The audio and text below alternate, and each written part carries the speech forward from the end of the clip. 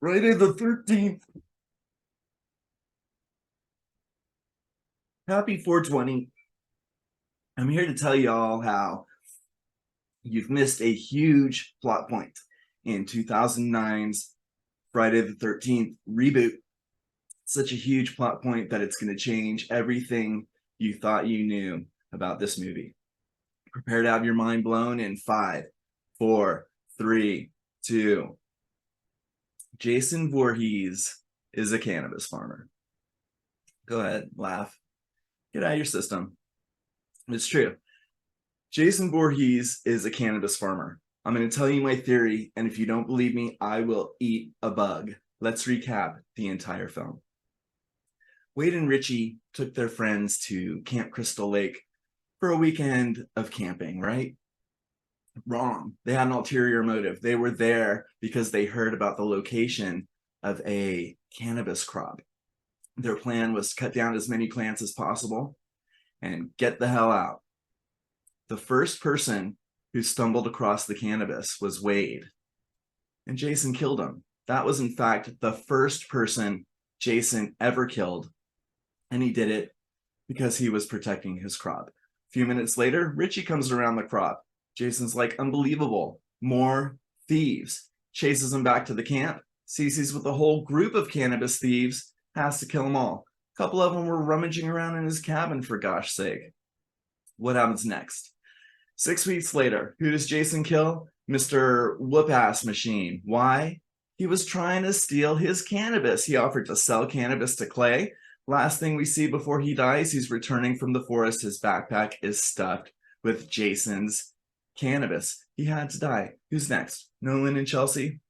A bit unfortunate. They just happen to be water skiing too close to Jason's crop. Jason has his crop right by the shoreline, so he can use it for irrigation and whatnot. He sees all these 20-somethings descending on him, thinks it's more cannabis crooks, shoots at Nolan. Happened to go through his head, meant to be a warning shot, but oh well. Chelsea just should have swam to the other side of the lake. Instead, she swam right into Jason's territory. Cannabis thief, you're dead. Next, he sees Clay and Jenna rummaging around his homestead, trying to get into his lair. He chases them back to the mansion. Who are the next two people he comes into contact with? Chewie and Lawrence, the stoners. They reek of cannabis. In Jason's mind, that is proof. They're only there to steal his cannabis. He runs amok. He kills everyone. You see, before the events of Friday the 13th, 2009, Jason was an integral member of the community. He provided a valuable service. Remember the old lady in the beginning who said he just wants to be left alone? He traded cannabis to her. She used it for her cataracts and her arthritis. Remember the old guy in the tow truck? He's got lung cancer, and Jason gives him cannabis for his chemotherapy to help ease the pain and whatnot. Jason doesn't steal kerosene. He barters marijuana for it. That's how he does everything. That's how he can afford to have this big old underground lair and everything. Still don't believe me? Let's dig a little bit deeper.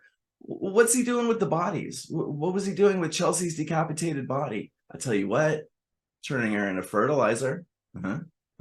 Yep.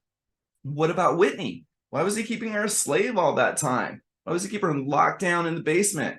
Because she looked like his mom? Well, that's part of it.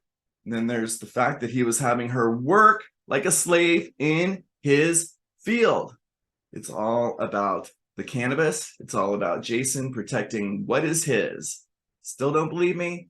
I'm willing to get the screenwriters, Shannon and Swift down here, talk it all out.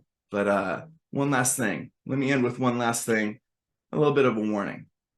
We all like to fantasize about walking through nature and coming across this wonderful ganja field, and it's just like Eden, and it's a wonderful thing. Wrong. Cannabis fields don't just crop up randomly in the middle of nowhere. They're put there on purpose. They don't thrive unless they're cared for. The people caring for them do not leave them unattended. So here's the warning. You come across a cannabis farm, cannabis crop in the middle of nowhere, you better turn around and run, because some crazy ass cannabis farmer has probably already got you in his crosshairs. Happy 420, y'all.